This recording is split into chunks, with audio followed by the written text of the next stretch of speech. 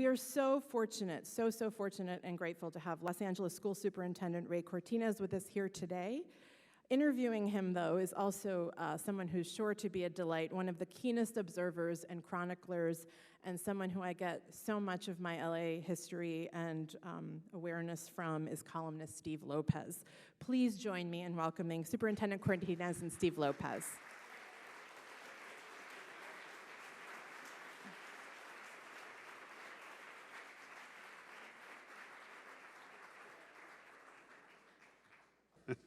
I want to go back just briefly to the students. I mean, we're here because of students, right? I was at a candidate forum several months ago, and the room was filled with people who had taken time out of their busy evening to go and hear the candidates, and 2 of the 3 did not show up. And I thought, well, there's a column for me. Let me see what these people think who did show up. And some of them were students, and one of them I got a chance to interview was a young student by the name of Miriam Antonio, and she said she was from Fairfax High, and she cared about these things. And so I quoted her in that story, and Miriam started a voter registration drive at Fairfax High. She was with the student leadership program through United Way, and had been organizing students, and I recently wrote a follow-up on Miriam, who is now applying for colleges and applying to college all over the country and handling some duties at home and taking 2 buses to get to school and excelling at everything she does. I'd like to introduce, if she would stand up, Miriam Antonio.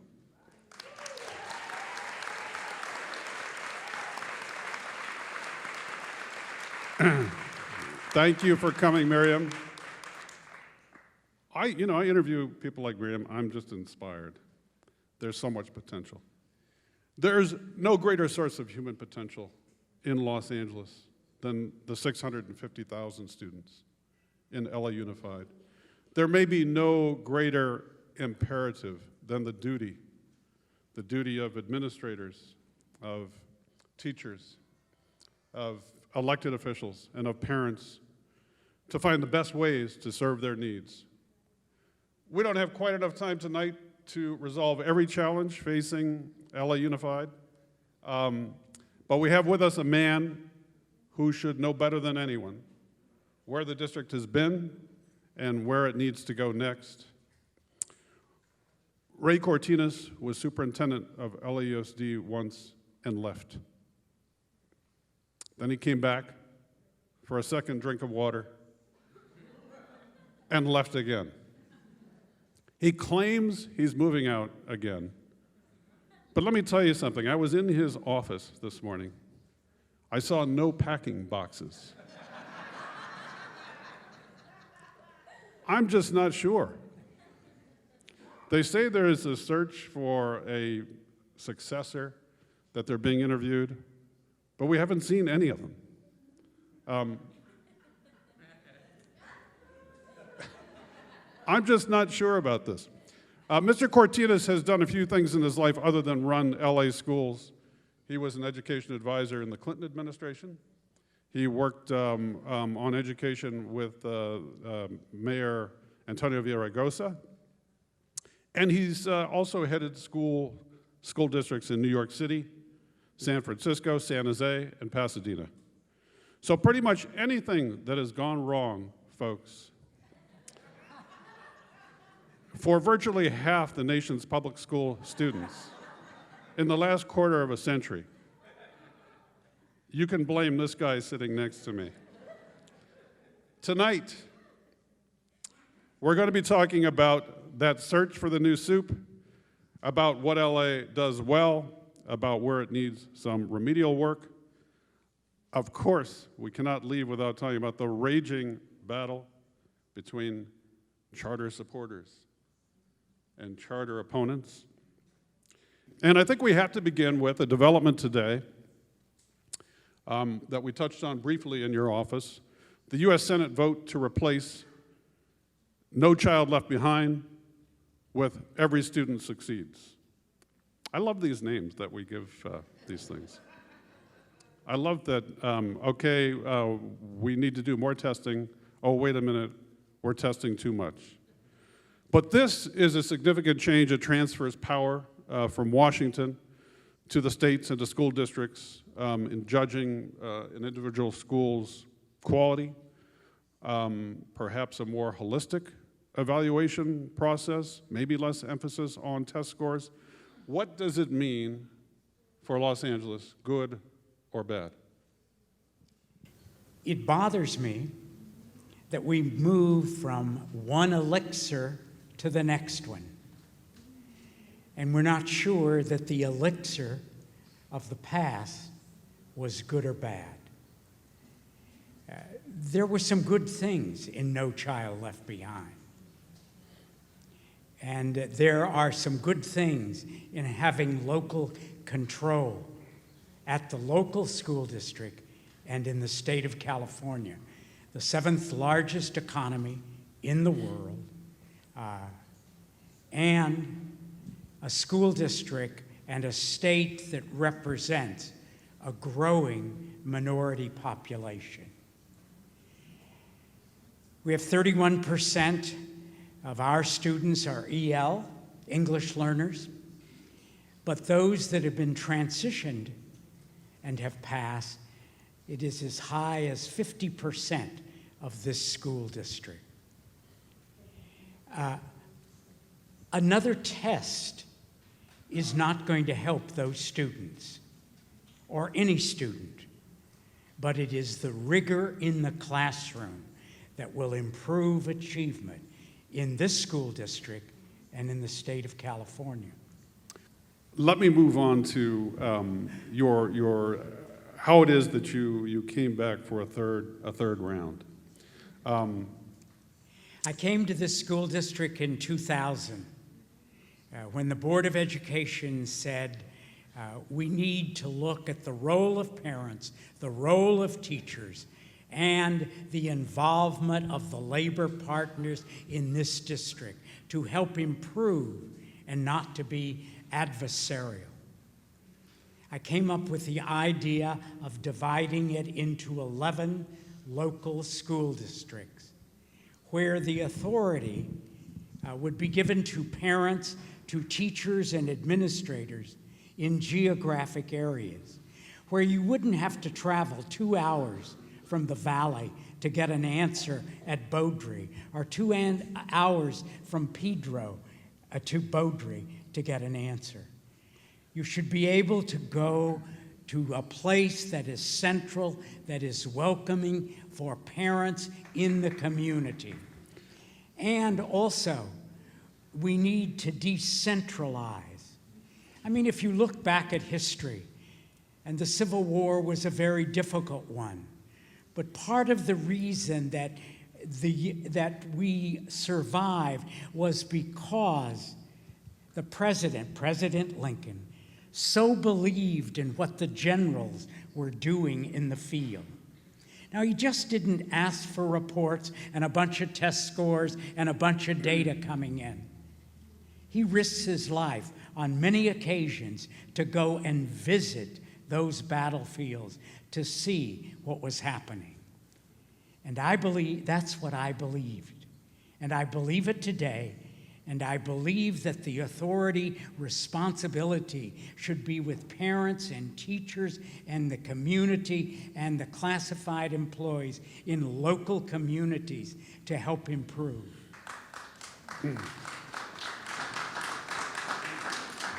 When you got here this last time, several fires were burning out of control. We had MISIS. That's the nicest thing I've We heard. had the iPad. You know, we keep using the phrase iPad rollout, but there wasn't much of a rollout. It never really got going. So you had MISIS, you had iPad, you had the terms of the deal with Apple and Pearson under investigation. You know, the superintendent and the school board couldn't seem to agree on who was really running things. Teachers were in rebellion, and contract negotiations were stalled. Why the hell did you take the job? I believe in this school system. And I believe there are solutions to all of the issues that you have just enumerated. But did you fear that you'd be spending too much time putting out fires rather than focusing on instruction? I mean, No, I've never lost that I'm a teacher. And I'm a teacher first. And so when you put out fires, you have to think of yourself as a teacher. The iPad issue is an instructional tool. It's not a device to play with. It's to help young people explore and to use the inquiry approach to gathering information. As it relates to the data system, I'm the one, when I left the second time, that said that the data system was not working in this system. It didn't talk to each other, and we needed one system where teachers and parents and the administration would know what is happening. with the iPads, with MISIS, what went wrong as you got in and took a look at it? Where did it go wrong? Those were not necessarily bad ideas. Very good ideas. What happened? It was a concept, but there was never a plan to back it up. How could there not have been? And who's responsible? We are all responsible. I left the district, and as it relates to MISIS, and I'm the one who initiated the idea of a major data collection system. But we didn't listen to the people who use the data. The teachers are the ones and the administrators that told us in the schools we weren't ready for the rollout. Well, and we did it anyway. Okay, but with tech, where do we stand? What do you see as the future of tech as a tool and hardware as a tool? If it's not going to be iPads, does it need to be something else? Where are we headed? Well, it doesn't need to be iPads specifically, but it does need to be technology. A Chromebook is like an iPad. So it is not an iPad per se, but it is technology that students can use independently and collectively in groups, and teachers can orchestrate that in a sense whereby there is higher order thinking skills, solving problems using technology, exploring, not looking at the encyclopedia, but being able to find information and data to solve problems immediately. It's hard for me to understand how so much money could have been committed to a device without the software having even been written. We didn't see what we were buying, did we? I think we were very naive at that time. That's the reason that I sued some companies. That's the reason that I wrote personal letters to Microscope and said, you will help us solve this problem, or I will put it at your feet. And they did step up and help us solve the problem. The new disciplinary procedures, which have been disastrously implemented. A bad rollout again, botched. How does this happen? And is it about not enough communication between the superintendent and the school board and the managers out there? What goes wrong? We're looking, so many educators, I'm one of the few that is not, looks for quick fix. Fix it quickly. Give me a silver bullet. Use it politically to get my next job.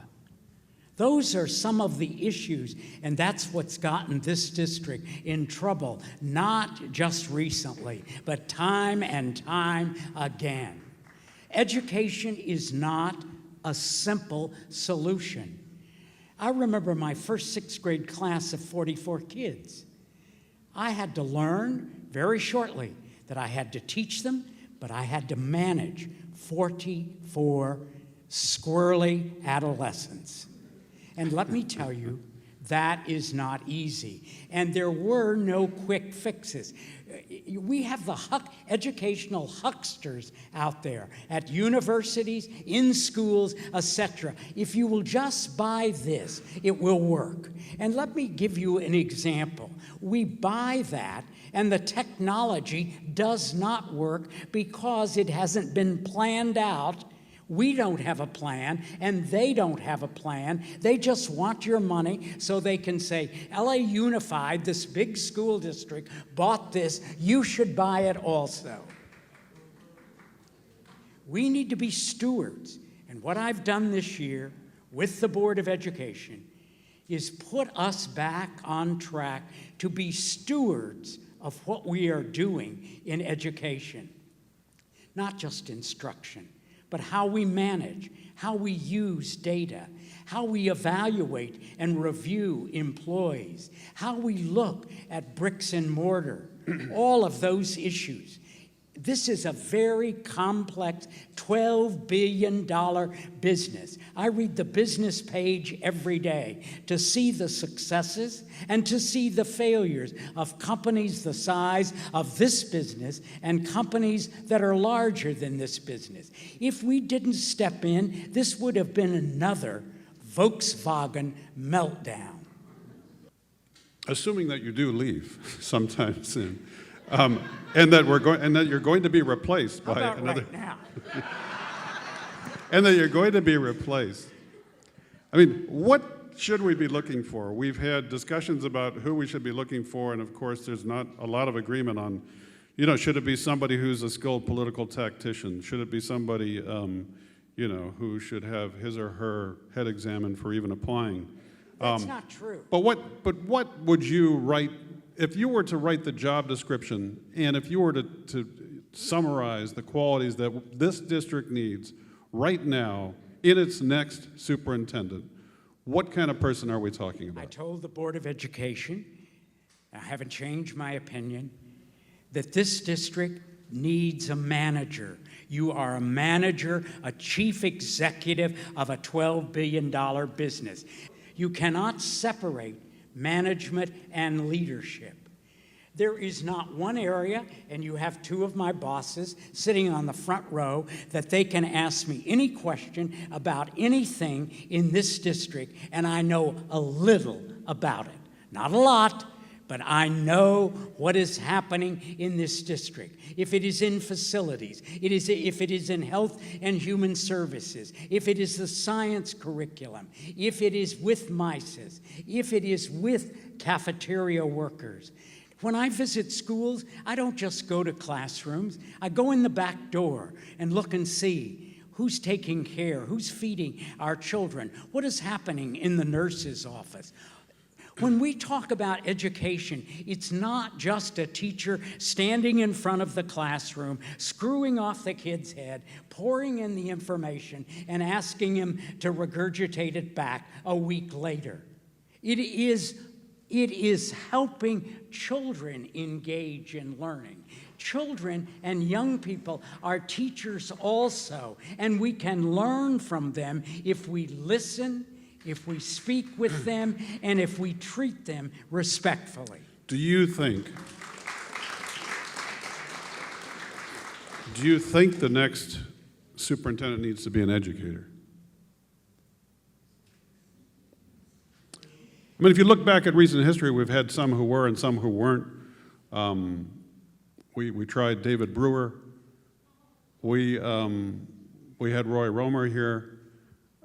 This is a district, as you say, you have a projected budget deficit, you have declining enrollment, you have the majority of students from... I have reduced the budget deficit, $200 million. Okay, but you have third year. the majority of the students come from low-income families.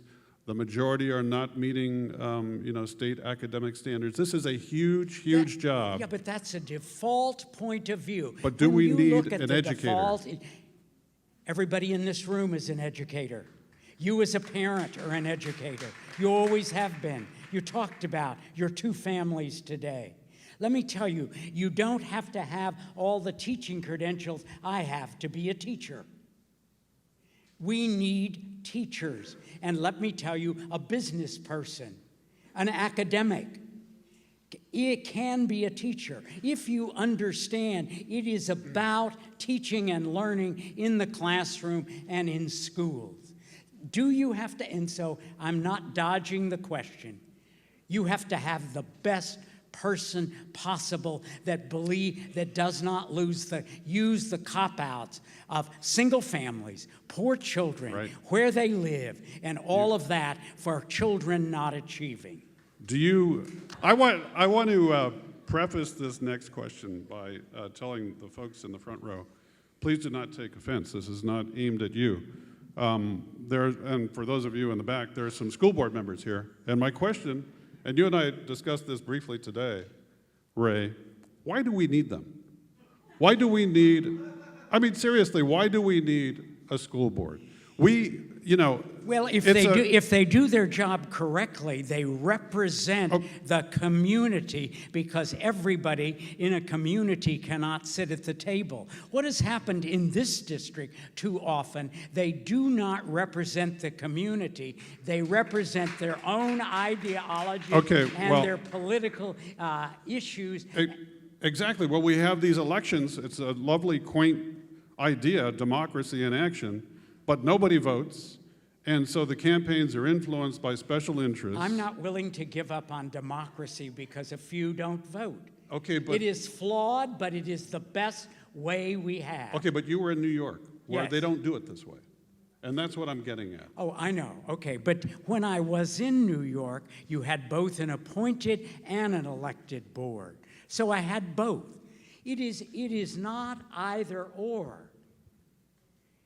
It is a board that should be hiring a chief executive and allowing that person to run the district. After they do that, why do you need them?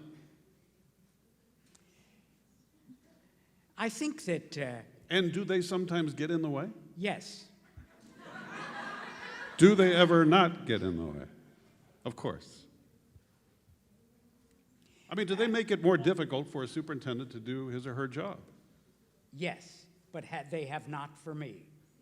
And if you look back at all 3 times I've been in this district, I have not had the issues that my predecessors or people after me have had with the Board of Education.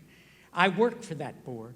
I respect them, but they're not my buddies. I don't drink beer with them. I respect them, and I develop a relationship with every board member that we can debate, disagree, but I do understand who makes the final decision. But if I think I'm making the best recommendation, they'll tell you, I'll bring it back repackaged again and again if I think it's right for kids. I don't have a problem with charter schools. I don't have a problem with charter schools either. We have a number of fabulous charter schools. I think, is it true that we have more than any school district? Yes. We have about 250? We have a little over 200. We have 100,000 students in charter schools. They don't always get it right. It's not a panacea, in my opinion. None of us get it always right. But parents like options. I like options as a parent. And parents should have choices.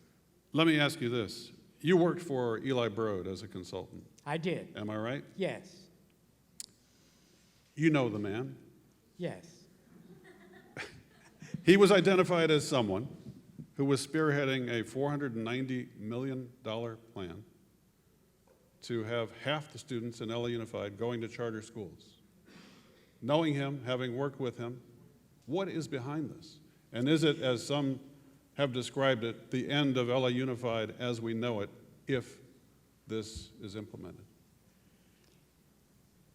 I do know Eli, and I worked for him off and on for years, training, finding, monitoring superintendents across this nation.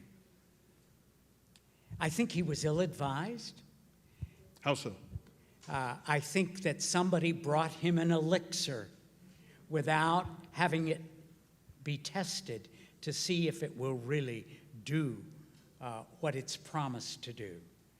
And I think you see the rhetoric has been toned down. I think you see the rhetoric has changed. What we need to do is to be working together. Parents do need choices.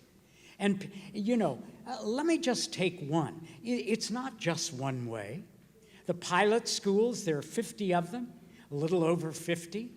I want you to know that I have the data that since the beginning of the school year, 97 students have come back from charters to those pilot schools.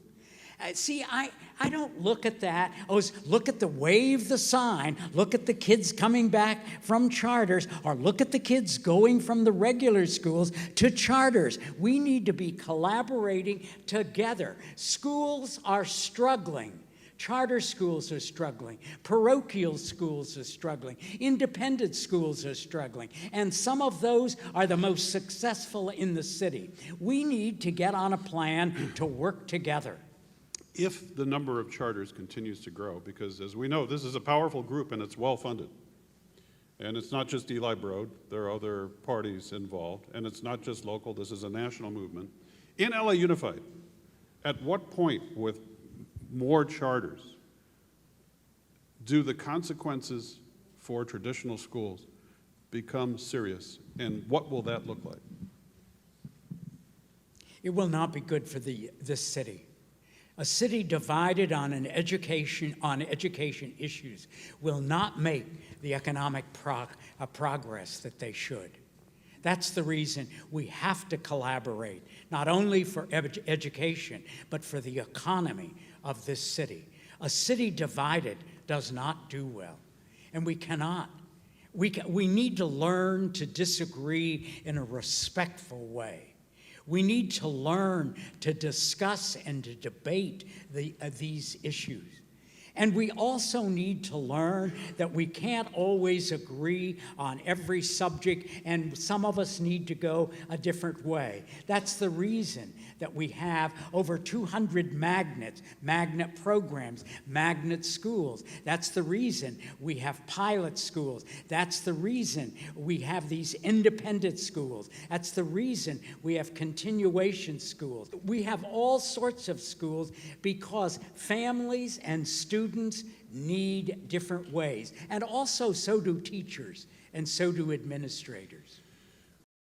You and I talked briefly this morning about the story that appeared today. Great Public Schools Now, this is the name of the charter movement, identified what it calls model schools.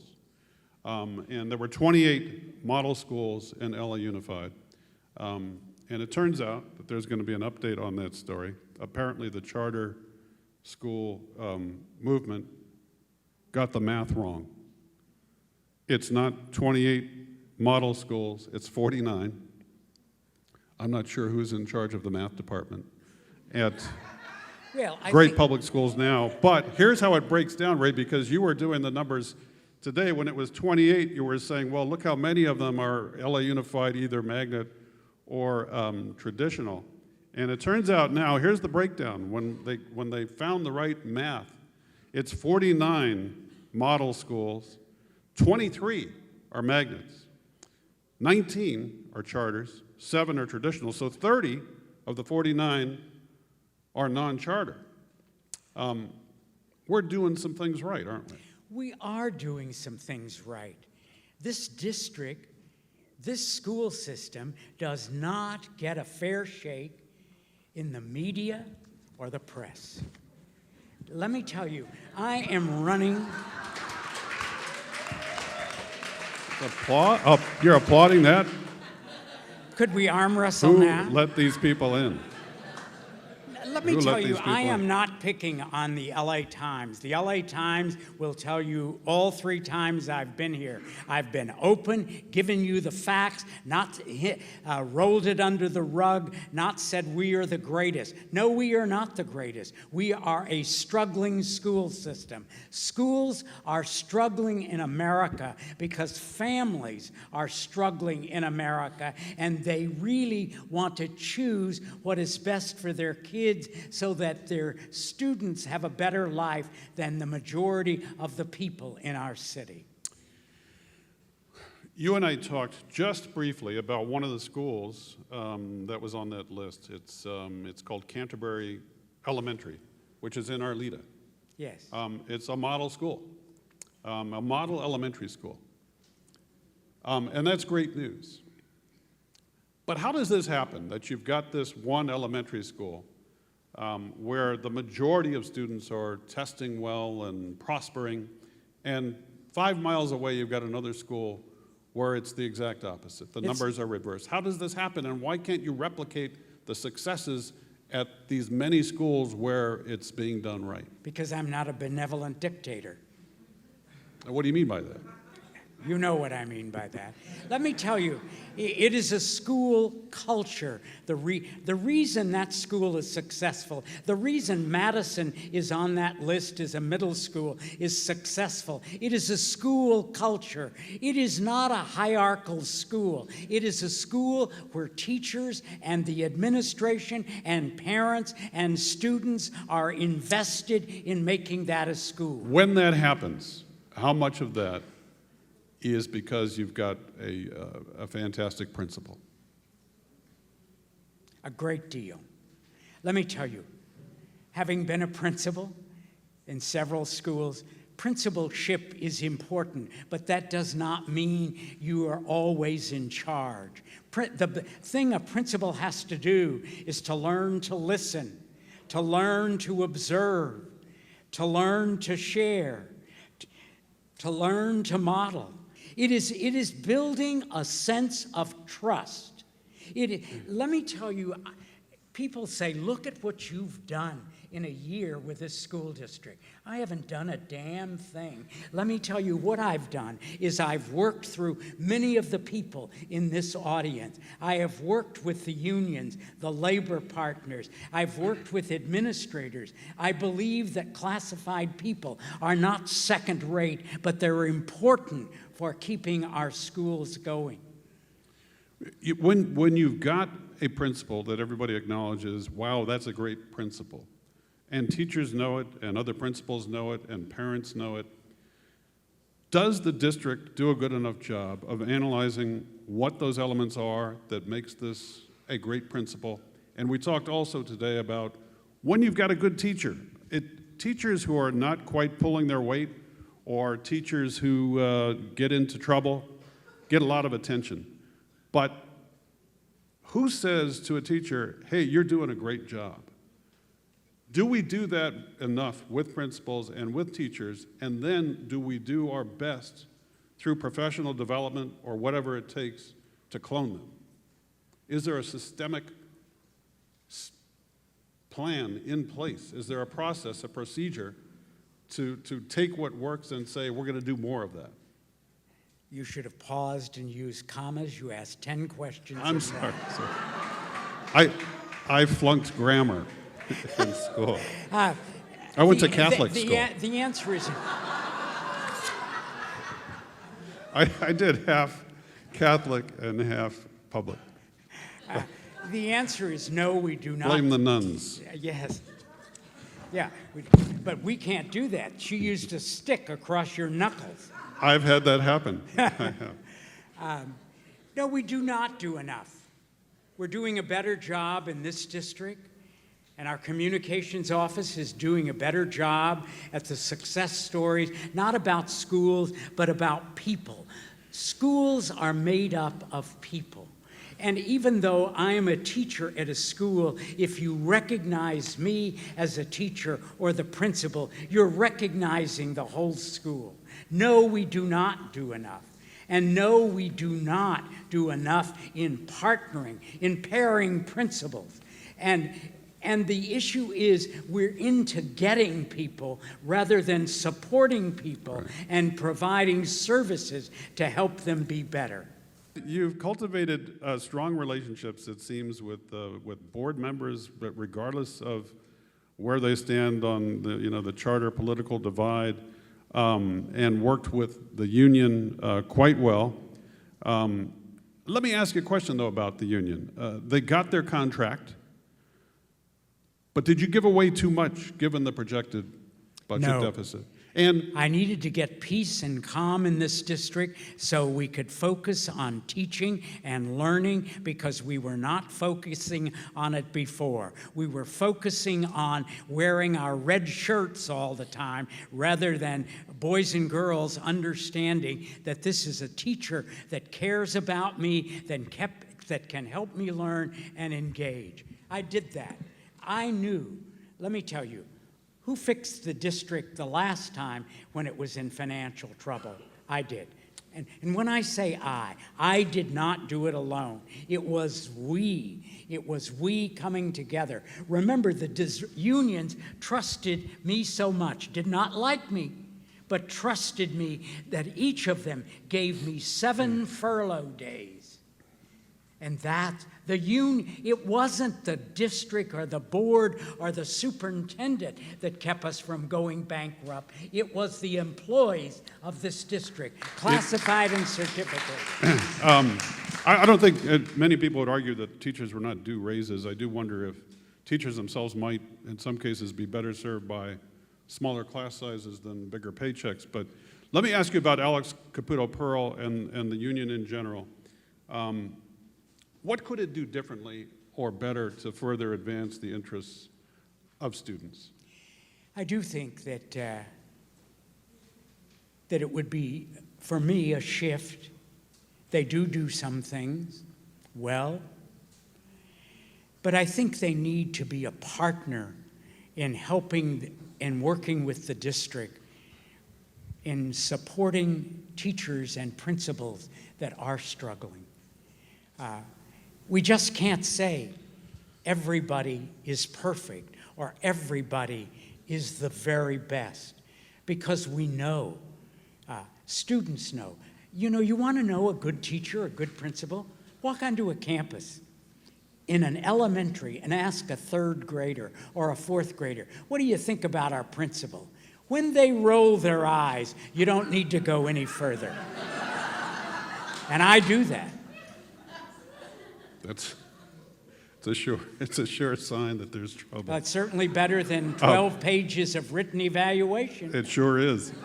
We talked about teachers, we talked about principals, but another key, it's the whole community coming together, including parents. And we've got schools where parents are so involved and doing things like raising $300,000 to provide. Your former school.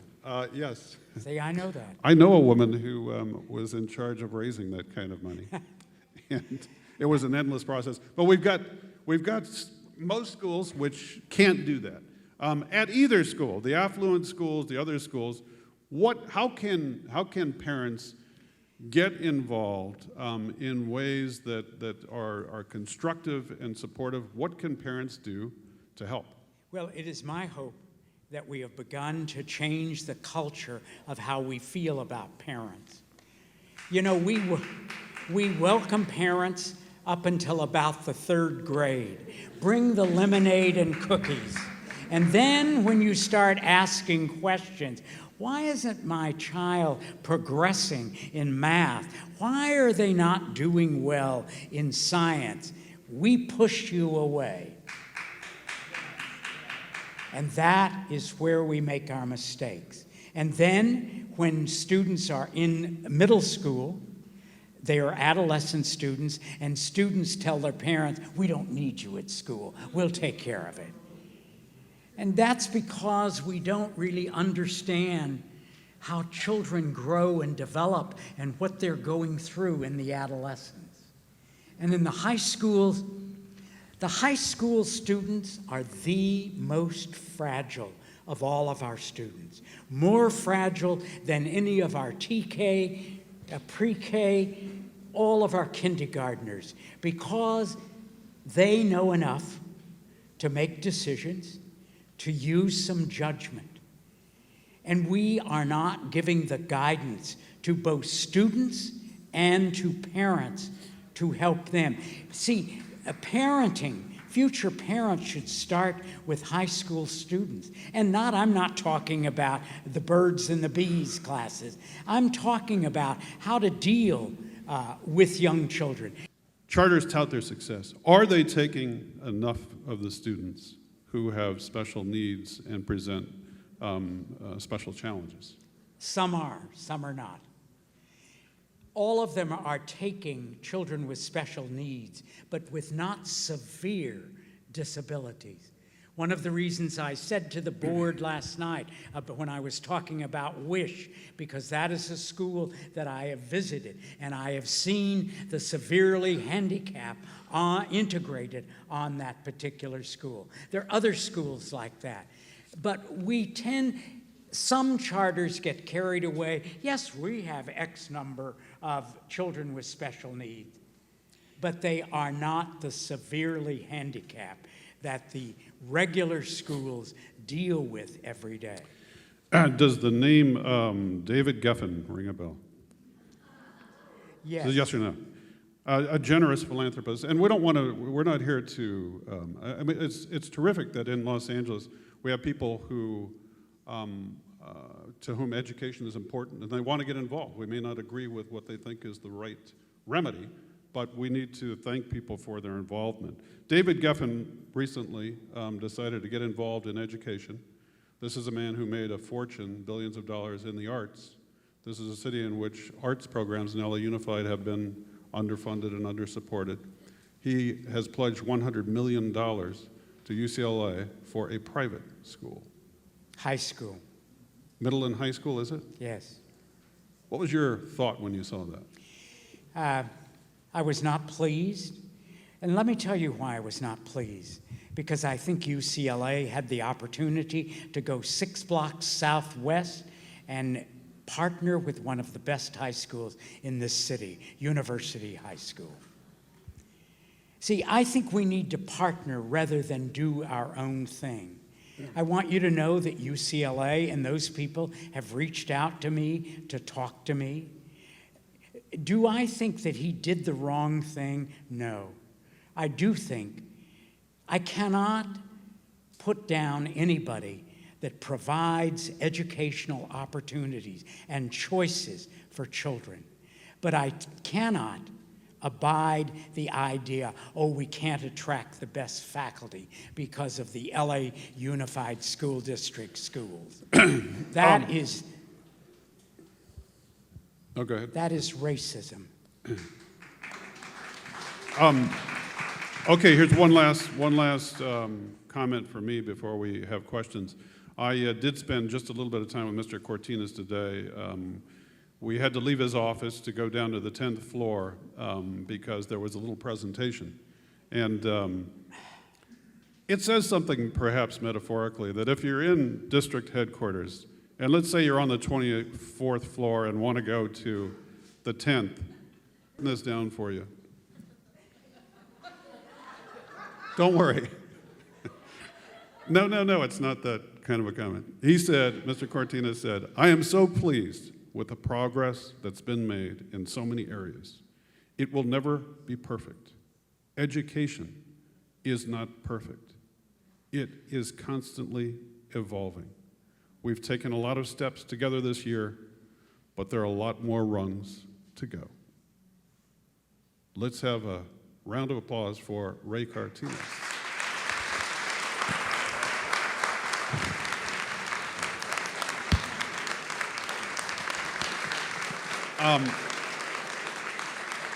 Okay, questions. Let's hear your questions.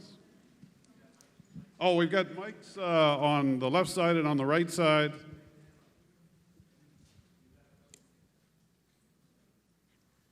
Hi, my name is Lisa Small. I'm joining today from the LA Area Chamber of Commerce in our Business Education Partnerships Division.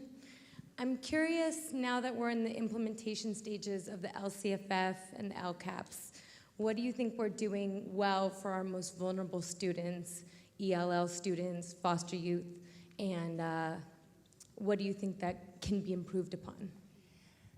The LCAP is Governor Brown's state of sending more money directly to schools. I do not think that school districts, including this one, have done the best job in helping parents, in helping teachers and administrators make the best decisions based on the data of that school. It should not be just for more money to add another assistant principal or to add individuals. It should be based data-driven on what are the needs of those students. I think we will improve on that, but we're not where we should be. It should not be viewed as a cookie jar for a local school.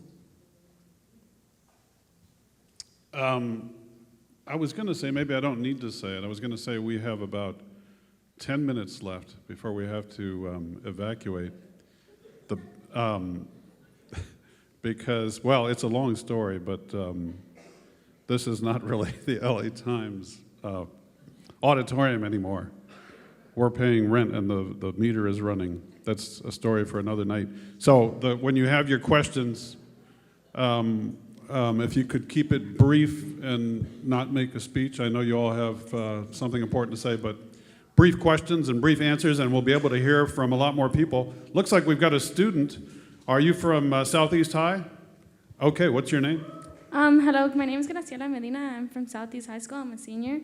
My question is, if you care so much about the students, and why do you worry so much about the money? And coming from my personal opinion, my school doesn't have as many permanent teachers, and they have money to pay for subs and subs and subs. But why don't you guys worry about having permanent teachers instead of subs and subs and subs?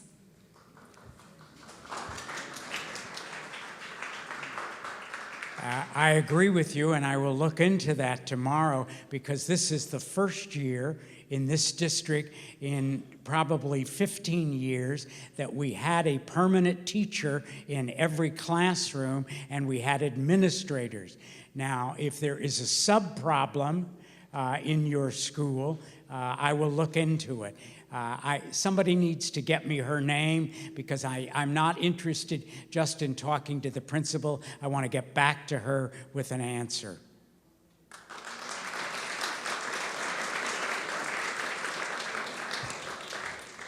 I believe subs are for a purpose, but you need a regular, permanent, consistent, highly skilled teacher in every classroom. Superintendent Cortines, over here to your right. Oh, pardon me. Hi, Bridget Netter with the LA Area Chamber. So you shared earlier how important it was, how important you thought it is for businesses to be more engaged with the district. And we represent a business organization here in Los Angeles where every day we're bringing businesses to the table and really creating opportunities for them to partner with our schools. What do you think the district is doing now, and what can we do more of to create a more welcoming environment for businesses and education? You're doing a great deal. I think the district is doing a great deal, more than probably any other district in California, because we partnered together in a program of linked learning. And that is both businesses coming together. As you know, I was involved with the Irvine Foundation initially that helped get the grant with the chamber for the school district, and it is a great partnership, and it continues to expand. I think we need more of those because it is practical, it is hands-on, and there are careers and jobs when students finish those programs. Superintendent Cortines. I'm Filiberto Gonzalez. I'm a parent in Chatsworth. I wanted to believe your predecessor that the school district was shaken to the core by Miramonte and that it would reform itself fundamentally so something like that would never happen again. I think that the news coverage by the LA Times and others has proven that the LAUSD in its entirety and legal counsel office in particular has not changed, and I still believe, based on, as a parent, I read this very carefully, that it has not changed, and in fact is actually, I think, antagonistic toward parents, and parents who are standing up. I believe this based on what I've seen, what I've read, and this is something that I've actually, in full disclosure, organized other parents against the school district in hopes of actually shedding light on this. And again, I wanted to believe your predecessor. I wanted to believe that the school district would change. This is not a question that you received from Mr. Lopez. I'd love to hear from you as to how the school district has changed and who, in fact, is the boss of the Office of Legal Counsel. Well, the boss of legal counsel is really the Board of Education and the superintendent. I'm not sure the specifics. Let me tell you, there are still issues happening in some places because we are in a business that has humans. I think we're doing a better job of screening employees, both classified and certificated employees. But these issues happen. You read an article today that was in the paper that for me 6 months ago would be hard to believe about a teacher, and yet the evidence was there. And yet, when we said that we were going to do something about it, the school district was highly criticized. And now it has been proven that the school district indeed did handle it correctly. Because these issues are legal in nature, you cannot instantly remove a person. You can remove them, but you continually have to support them economically because of the due process. That's not me, that's the state, that's not the board, that's the state legislature. And we don't point the fingers always who has the responsibility. If there are specifics that you think we're not following up on or doing, you need to email me or you need to come and see me in the next couple of days. And I'm not being funny about a couple of days. I'm serious because safety and security is very important to this school district. But I don't want you to think this is Podunk School District. This school district of 500, you're wrong, by the way, 550,000 students. I wish we had 650 because of the money. It's 550,000. That is larger than most cities. And what I have responsibility for is a large city. And you cannot go to any city that the kind of problems or issues that you're talking about don't happen. I don't condone it, and we're on top of it. I'd be glad to further discuss with you if you want to be in touch with me. Mr. Cortines, I think we have time for just one or two more questions. There's a gentleman in the back there in the blue shirt. Hi, my name is Andrew Frangos, and I'm a math teacher at Downtown Magnets High School. Which one? Downtown Magnets High School. We're a school that's considered to be somewhat successful in the district, but we're also a school that recognizes a lot of room to continue to improve. And as someone who's new to the teaching profession, I'm really excited to be part of the school. But like you said, I know that teachers and principals and the employees at the schools are the ultimate agents of change. And I'm frustrated by the fact that we have time to meet once every other week for a couple hours.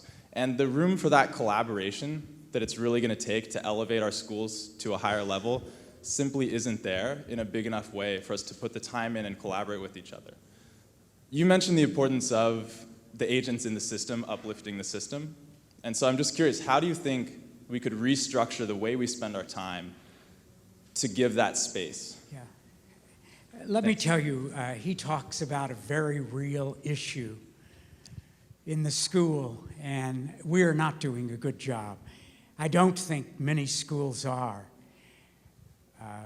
I do think the charter schools, many of them, do a better job of this than we do, of providing time in the school days where you and your peers can look at student work, that you can analyze it and talk about it, whether you being the math teacher, you talking with the English teacher of that same student, etc.